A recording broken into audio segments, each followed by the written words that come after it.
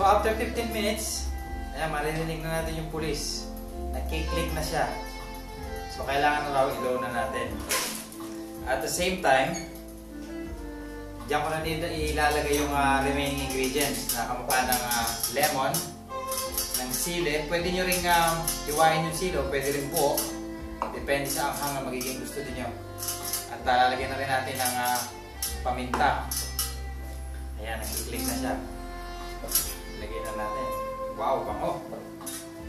Siya nga pala dito sa Salad Master, kanina kasi umalis ako nagpe-Facebook ako. Hindi pala. Nagbo-book ako ng dinner para sa March, para sa push month. Pag narinig nyo na yung police, bumalik na kayo sa kusina. Yung police, ito yun, yung nag-click. Ibig sabihin, ina-alert na kayo na i-load nyo na yung inyong kalan. Ayan, iniload na natin. So, ilagay na natin itong remaining ingredients. Maasin. Lagyan na rin natin ang sili. Ayan.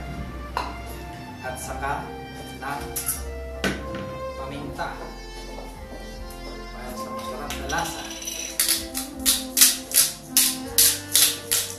Tapos pakukuluan natin siya ulit. Kanina kasi naubos na yung 15 minutes. So bigyan pa natin siya ng another 40 minutes para lumambot ng lalo yung kanyang karne. At magdagdag na lang din tayo ng tubig later on para sa karagdagang sabaw. And that's it. That's our papaitan. Cooking time 50 minutes to 1 hour. Thank you very much, and let's cook in style.